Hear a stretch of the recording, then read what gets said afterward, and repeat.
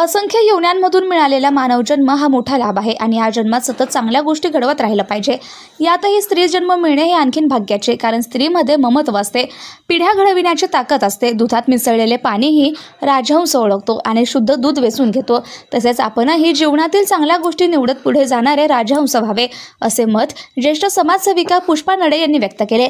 Jadhavar group of इन्स्टिट्यूटच्या वतीने 7वा आदर्श माता पुरस्कार विमला भंडारी, कुशावर्ता गीते, प्राध्यापक ज्योत्स्ना एकबोटे यांना नर्हे येथील संस्थेच्या सभागृहात प्रदान करण्यात आला। यावेळी माजी महापौर ॲडव्होकेट कमल व्यवहारे, अक्षरधाम मंदिर पवईचे विश्वानंद परमहंस सद्गुरू स्वामी, जितो एपेक्स इंटरनॅशनलचे विजय भंडारी, तौरल इंडियाचे संस्थापक भरत गीते, प्रोग्रेसिव्ह एज्युकेशन सोसायटीच्या उपकार्यवाहक प्राध्यापक डॉक्टर निवेदिता एकबोटे, संस्थेचे अध्यक्ष प्राचार्य डॉक्टर सुधाकर जाधवर, उपाध्यक्ष ॲडव्होकेट शार्दूल जाधवर, खजिनदार सुरेखा जाधवर उपस्थित होत्या। सन्मानपत्र, सन्मानचिन्ह, साडी चोळी, पुणेरी पगडी असं पुरस्काराचं स्वरूप होतं। संस्थेच्या खजिनदार सुरेखा जाधवर यांच्या वाढदिवसानिमित्त दरवर्षी या कार्यक्रमाचं आयोजन केलं जातं।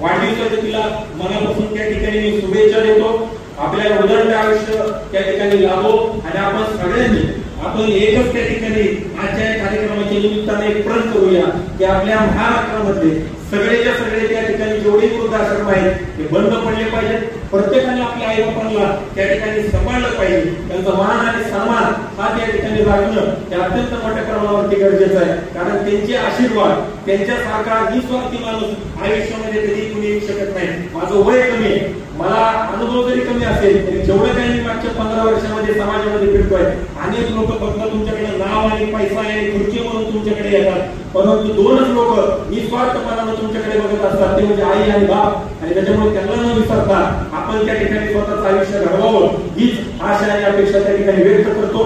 आणि आपल्या सर्वांना माझी विनंती मान देऊन आपण सगळेजण या ठिकाणी आलात, आपल्या सर्वांचं आभार व्यक्त करतो आणि थांबतो।